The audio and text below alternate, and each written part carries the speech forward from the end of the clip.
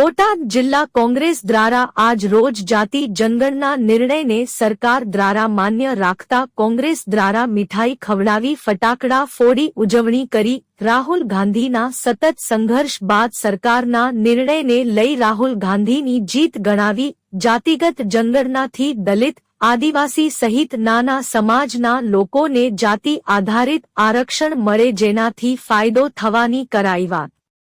યુપીના પૂર્વ કોંગ્રેસ અધ્યક્ષ અજયકુમાર લલ્લુ સહિત અન્ય કોંગ્રેસના પ્રદેશ અને જિલ્લાના આગેવાનો રહ્યા હાજર।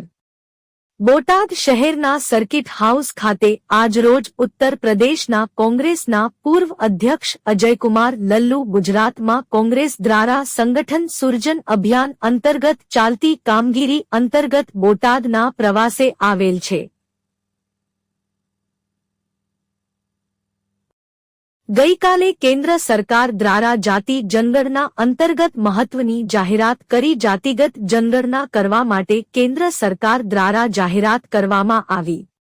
અજયકુમાર લલ્લુના જણાવ્યા મુજબ રાહુલ ગાંધી છેલ્લા 3 વર્ષથી સાંસદ ભવનમાં રજૂઆત સહિત રોડ પર ઉતરી જાતિગત જનગણના કરવા માટે રજૂઆત કરતા પણ કેન્દ્ર સરકાર દ્વારા કોઈ કામગીરી હાથ ધરવામાં આવેલ નહીં ત્યારે સતત રાહુલ ગાંધી અને કોંગ્રેસની રજૂઆત બાદ કેન્દ્રની નરેન્દ્ર મોદી સરકાર દ્વારા જાતિગત જનગણના કરવાની જાહેરાત કરતા કોંગ્રેસ કાર્યકરોએ કેન્દ્રના નિર્ણયને રાહુલ ગાંધીની જીત बतावी, જેને લઈ આજ રોજ બોટાદ સર્કિટ હાઉસ ખાતે અજયકુમારની હાજરીમાં કોંગ્રેસ આગેવાનો અને કાર્યકરો દ્વારા ફટાકડા ફોડી અને મીઠાઈ ખવડાવી નિર્ણયની ઉજવણી કરી તેમજ વધુમાં અજયકુમારના જણાવ્યા મુજબ સરકારના જાતિગત જનગણનાના નિર્ણયથી ઓછી વસ્તીવાળા સમાજ આદિવાસી દલિત આ સમજોને તેમની વસ્તી મુજબ આરક્ષણ મળે અને હજુ આગામી દિવસોમાં પણ નોકરીમાં પણ આરક્ષણ મળે તેના માટે કોંગ્રેસ દ્વારા કામગીરી કરવામાં આવશે તેવું અજયકુમાર દ્વારા જણાવવામાં આવ્યું। આજના આ કાર્યક્રમમાં કોંગ્રેસ આગેવાનો મહેન્દ્રસિંહ વાઘેલા, સંજયસિંહ સરવૈયા, ભૂપેન્દ્રસિંહ સોલંકી સહિત જિલ્લાના તાલુકા અને શહેરના કોંગ્રેસના આગેવાનો અને કાર્યકરો હાજર રહેલ હતા। आपका परिचय? मेरा नाम अजय कुमार लल्लू है। मैं उत्तर प्रदेश कांग्रेस का पूर्व अध्यक्ष रहा हूँ और वर्तमान में उड़ीसा राज्य का इंचार्ज हूँ कांग्रेस पार्टी का। अजय जी, आज बोटाद आए, खास तौर पे उत्सव मनाया गया, कैसा उत्सव, किस बात का? देखिए, संगठन सृजन अभियान के अंतर्गत मैं आज बोटाद में आया था। जिलाध्यक्ष के चयन की प्रक्रिया को लेकर जो आदरणीय राहुल गांधी जी के नेतृत्व में संगठन सृजन अभियान पूरे गुजरात प्रदेश में चल रहा है। कल एक ऐतिहासिक फैसला हुआ।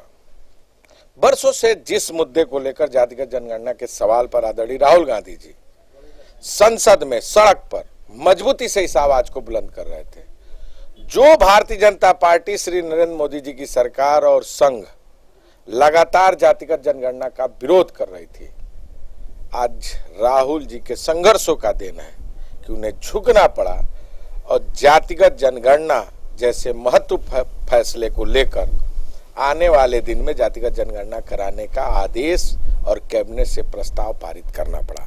जातिगत जनगणना इस देश की जरूरत है। दलित, पिछड़े, आदिवासी, अल्पसंख्यकों के अधिकारों को देने की बात है। जिसकी जितनी संख्या बारी उसकी उतनी हिस्सेदारी तय करने का जो प्रावधान किया है आदरणीय राहुल गांधी जी ने, और उन्होंने गवर्नमेंट से कहा है जातिगत जनगणना जो गवर्नमेंट ने स्वीकृत किया है कैबिनेट में, उन्होंने ये भी मांग किया है कि यह कब तक होगा, इसका प्रारूप क्या होगा, इसका मॉडल क्या होगा। हमारे पास 2 मॉडल अभी है, एक बिहार का है, एक तेलंगाना का है। तेलंगाना की सरकार ने पिछड़ों को 43% आरक्षण की व्यवस्था देने की बात की है, और समय सीमा क्या होगी, और खासकर प्राइवेट सेक्टर में भी इस आरक्षण की व्यवस्था को लागू करना और 50% का जो स्लैब है आरक्षण का उसे तोड़ने की बात जो राहुल गांधी जी ने की है, उस पर भी सरकार को ध्यान देना होगा। ये हमारी पहली जीत है।